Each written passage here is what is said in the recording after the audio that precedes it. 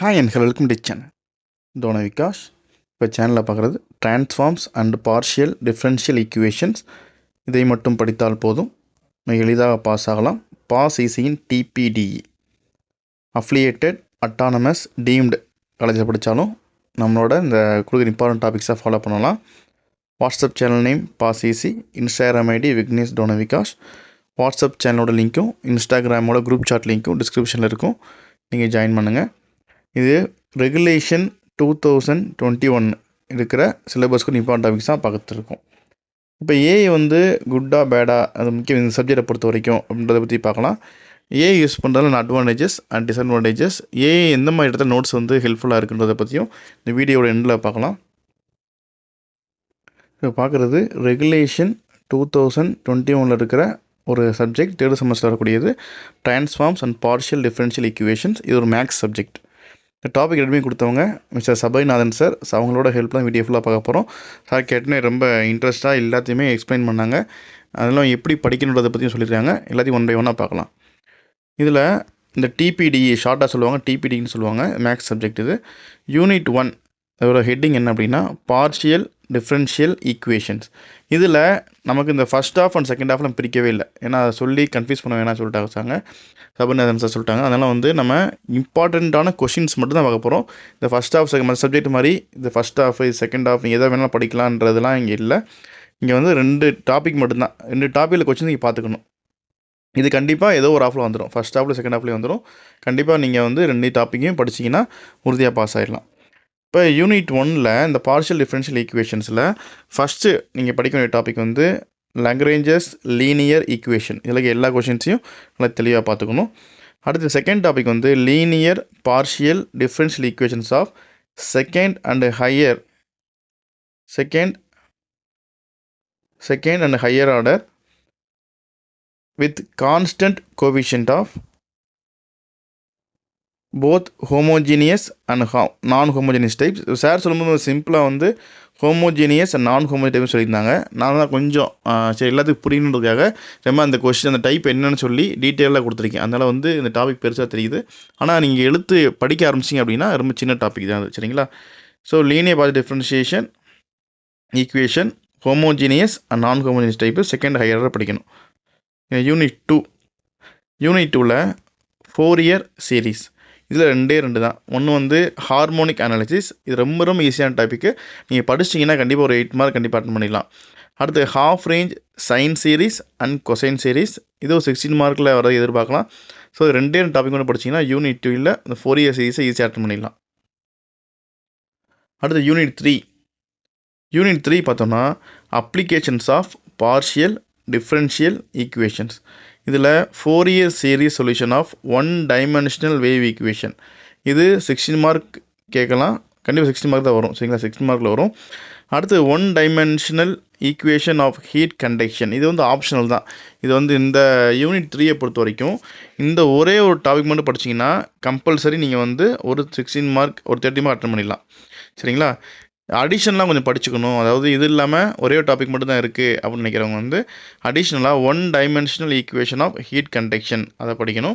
இதில் ஒரு 3 question 4 question தான் இருக்கும். அதை மட்டும் நீங்கள் படிச்சோம்னாலே போதும், ஈஸியாக நம்ம பாஸ் ஆகிடலாம். ரொம்ப லிமிட்டட் தான். நீங்கள் 5 யூனிட் சேர்த்தாலுமே வந்து அதிகபட்சமாக பார்த்தோம்னா வந்து ஒரு 15 கொஷினோட வராது. அந்த டாபிக்ஸ் நீங்கள் பார்த்தீங்கன்னா போதும், நீங்கள் இந்த டிபிடி சப்ஜெக்டில் ஈஸியாக பாஸ் ஆகிடலாம். அடுத்து யூனிட் 4 ஃபோரியர் ட்ரான்ஸ்ஃபார்ம்ஸ். இதில் கன்வல்யூஷன் தியரம் அண்ட் பார்செவல்ஸ் ஐடென்டிட்டின்னு இருக்குது. ரெண்டுமே இம்பார்ட்டன்ட் டாபிக் தான். 8 மார்க் ப்ளஸ் 8 மார்க் கேட்கலாம். நம்ம சொல்கிற எல்லாமே வந்து பார்த்தோம் அப்படின்னா ஃபுல் சிலபஸ் சொல்லலை, அதாவது ஃபஸ்ட் அண்ட் செகண்ட் ஹாஃப் பிரிக்கல, ஒரு ஹாஃப் மட்டும் சொல்லியிருக்கோம். அதாவது இது ஃபஸ்ட் ஹாஃப் ஆகலாம், செகண்ட் ஹாஃப் ஆகலாம் சிலபஸை பொறுத்த வரைக்கும். ஆனால் இந்த நம்ம 2 கொஸ்டினை படித்தோம் அப்படின்னா நம்ம எதிரா சாய்ஸில் எக்ஸாம்பிளுக்கு 14னா 14A 14Bன்னு வருது இல்லையா? இப்போ 14Aலையோ பிலையோ நம்ம சொல்கிற 2 கொஸ்டின் ஒன்று வந்து 2மே வரதுக்கான பாசிபிலிட்டிஸ் இருக்குது. அதனால் நம்ம சொல்கிற 2ல் கன்வல்யூஷன் தியரம் சொல்கிறோம், பார்செவல் ஐடென்டிட்டி சொல்கிறோம் அப்படின்னா 2மே தான் படிக்கணும். நீங்கள் ஒன்று கஷ்டமாக இருக்குன்னு ஒன்று விட்டுட்டு ஒன்று படிக்கக்கூடாது. ஏன்னா வந்து நம்ம சொல்கிறது ரொம்ப லிமிட்டடாக இது மட்டும் படித்தா போதும் தான் சொல்கிறோம். இதுலேயும் நீங்கள் வந்து ஷார்ட் பண்ணிங்க அப்படின்னா நான் பாஸ் ஆகிறது கஷ்டமாயிடும். அடுத்து யூனிட் 5 பார்த்தோம்னா Z transforms and difference equations. இதில் inverse Z transform using partial fraction அப்படின்னு ஒரு டாபிக் இருக்குது. அப்புறம் கன்வல்யூஷன் தியரம், அதாவது inverse Z transform using convolution theorem. Z transform use பண்ணி partial fraction, Z transform use பண்ணி convolution theorem. And solution of difference equations using Z transform. So இது வந்து இவ்வளோ தான் வந்து யூனிட் 1லேருந்து 5 வரை இம்பார்ட்டன்ட் டாபிக்ஸு. முன்னாடி சொன்ன மாதிரி எந்த ஒரு டாபிக் ஸ்கிப் பண்ணாதீங்க. மேக்ஸிமம் வந்து எல்லா டாப்பிக்குமே இருக்கும். எல்லா டாப்பிக்குமே முக்கியமான டாபிக் தான்.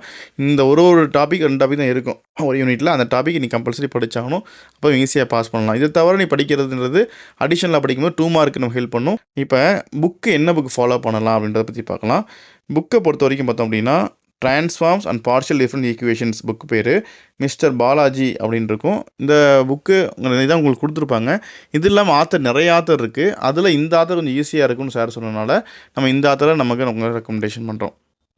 இப்போ ஆர்டர் ஆஃப் ஸ்டடி எந்த ஆர்டரில் படித்தா ஈஸியாக இருக்கும் அப்படின்னு பார்த்தீங்கன்னா ஃபஸ்ட்டு 3rd யூனிட்டு, அப்புறம் 4, அப்புறம் 5, அப்புறம் லாஸ்ட்டாக 1 and 2 இந்த ஆர்டரில் படிக்கும்போது ஸ்டூடெண்ட்ஸ்க்கு ரொம்ப ஈஸியாக இருக்கும். ஏன்னா டாபிக் ரொம்ப கம்மியாக இருக்கும், ஈஸியாகவும் ஃபஸ்ட்டு 3, 4, 5 படிக்கும்போது நீங்கள் ஒரு பாஸ் ஆகிறதுக்கான அந்த லெவலுக்கு வந்துடுவீங்க. அப்புறம் 1 and 2 கொஞ்சம் வாஸ்ட் சிலபஸ் போகும்போது கொஞ்சம் லாஸ்ட்டாக அப்படியும் ஈஸியாக இருக்கும். சரிங்களா? ஸோ இந்த ஆர்டரில் படித்தா ஈஸியாக இருக்குன்றது ஸ்டூடெண்ட்டோட மைண்ட் செட்டை வச்சு சபரிநாதன் சார் சொல்லியிருக்காங்க. ஸோ உங்களுக்கு வந்து 1, 2, 3, 4, 5 தான் ஈஸியாக இருக்கும்னு நீங்கள் அந்த ஆர்டர்லேயே நீங்கள் போய்க்கலாம்.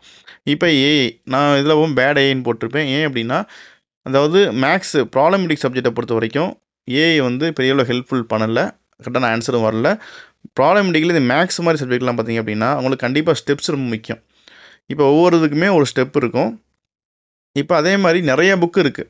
இந்த ட்ரான்ஸ்ஃபார்ம் டிஃபரன்ஷியல் ஈக்குவேஷன்லேயே பாலாஜி மாதிரி நிறைய ஆத்தர்ஸ் இருக்காங்க. அப்போ இந்த ஒவ்வொரு ஆத்தரில் நம்ம ஏஐட்ட கொடுக்கும்போது பார்த்தோன்னா அந்த புக்கிலேருந்து எடுத்து வருமானம் தெரியாது. ஸ்டாண்டர்ட் டெக்ஸ்ட் புக்கில் தான் ஏஐ வந்து கவர் பண்ணி கொண்டு வரும். அப்படி இருக்கும்போது நமக்கு வந்து நீங்கள் படித்த நொட்டேஷன்ஸ் சிம்பிள்ஸ் கண்டிப்பாக இருக்காதுங்க, வேறு சிம்பிள்ஸாக இருக்கும். அதேமாதிரி ஸ்டெப்ஸு பார்த்தீங்க அப்படின்னா கண்டினியூவாக இருக்காது, ஸ்கிப் பண்ணி தான் கொடுக்கும். ஸ்டெப்ஸ் எல்லாமே ஸ்கிப் பண்ணிடும். அப்போ யாருக்கு வந்து ஏஐ ஹெல்ப்ஃபுல்லாக இருக்கும் அப்படின்னா ஒரு மேக்ஸ் ஃபேக்கல்ட்டிக்கு இந்த ஏஐ ஹெல்ப்ஃபுல்லாக இருக்கும். ஒரு ஸ்டூடெண்ட்டுக்கு வந்து ஆன்சரு, அதாவது அவங்களுக்கு நல்லா தெரியும், நல்லா படிக்கிற ஸ்டூடெண்ட் இருக்காங்க அப்படின்னா இடையில 2, 3 ஸ்டெப் ஸ்கிப் பண்ணாலும் கண்டுபிடிக்க முடியும் அப்படின்னா அவங்களுக்கு இந்த ஏஐ ஹெல்ப்ஃபுல்லாக இருக்கும். ஆனால் நம்மளுக்கு எதுவுமே தெரியாது, ஃபஸ்ட் டைம் நம்ம படிக்க போகிறோன்ற சமயத்தில் ஸோ இந்த ஏஐ வந்து பெரிய எவ்வளோ ஹெல்ப்ஃபுல் ஆகாது நமக்கு. சரிங்களா? அதனால் வந்து ஏஐயில் நீங்கள் வந்து மேக்ஸ் நோட்ஸ் தேடினா நோட்ஸ் கிடைக்கும். ஆனால் படிக்கிற அளவுக்கு இல்லை புரிஞ்சு படிக்கிற அளவுக்கு கண்டிப்பாக இருக்காது. அதனால் நீங்கள் வந்து கொடுக்கும்போது எந்த புக்கு உங்கள் கையில் இருக்கோ அந்த புக்கோட பேரை போட்டு அந்த ஆத்தரை போட்டு இதில் நோட்ஸ் எழுதி கொடுத்தீங்கன்னா ப்ராப்ளம் கிடைக்க சான்ஸ் இருக்குது. சரிங்களா? அதனால் ஏஐ வந்து இந்த டிபிடி சப்ஜெக்ட்டுக்கு பெரிய எவ்வளோ ஹெல்ப் பண்ணுமா அப்படிங்கிறது சந்தேகம் தான். அதனால் பேட் ஏஐ அப்படின்னு கொடுத்துருக்கு. So again once again thanks to Sabarinathan sir. இந்த வீடியோ பிடிச்சா லைக் பண்ணுங்கள், உங்கள் ஃப்ரெண்ட்ஸ் தேவையான கண்டிப்பாக ஷேர் பண்ணுங்கள். தொடர்ந்து சேனலை சப்போர்ட் பண்ணுங்கள், சப்ஸ்கிரைப் பண்ணுங்கள். நன்றி.